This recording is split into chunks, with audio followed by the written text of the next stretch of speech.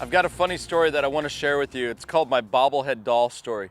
I've got a student, he's a member here that I work with quite a bit, and he's a guy that can hit the ball extremely far. He is capable of shooting under par. He's also capable of shooting in the mid 80s to even upper 80s. Now, what we have worked on with him, and when he plays a lot, he will play these games where birdies are really rewarded, and then eagles are even more rewarded. Well, the problem is when he's doing that and it's in a match play situation, if he makes an 8 or 9 on the hole, it doesn't matter in this game. He just loses the hole. But now, when trying to prepare him for stroke play, and for most of you guys that are trying to either break 100, break 90, break 80, or even shoot under par, you have to understand that course management comes into play. And what he has kind of called or coined the phrase is the CJ bobblehead doll on my shoulder. When he hits the ball into trouble, what he does is before he would try to hit this miraculous shot out of the trees or try to hit the shot where he started it out over water and cut it back or whatever the situation is, things that are not very wise in stroke play situations. So what he has done, he's coined this bobblehead doll, and he'd say, what would CJ do here? He would talk to me and say, okay, if I'm in the trees, instead of trying to hit this miraculous shot out that I might pull off 2 out of 10 times, but if I don't, it's gonna stay in the trees, then I'm gonna have to punch out, I could make double or triple.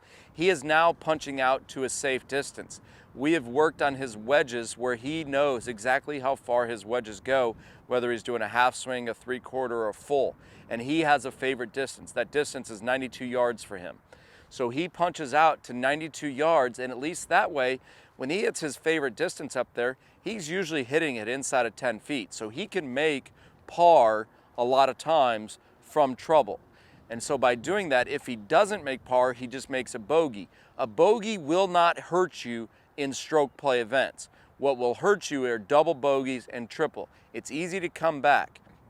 A situation that I have from my own lifestyle is that when I remember playing in high school golf and there's really good golfer was coming up the fairway and I was in the other fairway and I was trying to think of whether I was going to hit this miraculous shot through the trees. He just walked by me and he said, play for bogey. And that really, I can still see his face today. I can still remember exactly the tone that he used. And I punched out to the fairway. I hit it up there to about 10 feet. I didn't make par, but I made bogey. And it was an easy bogey. I didn't have to struggle.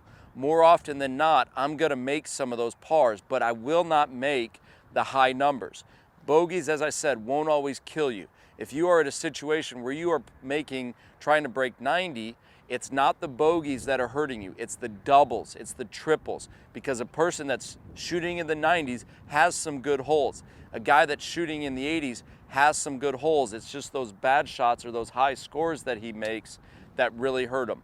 So imagine when you're playing golf the next time, I want you to have a CJ bobblehead doll on your shoulder and think about it. Where am I teeing up on the side of the fairway or on the tee box? Is there a purpose to my practice? Or to my round? Am I teeing up on the right side? Am I choosing the proper target where if I hit it straight, it won't be into trouble?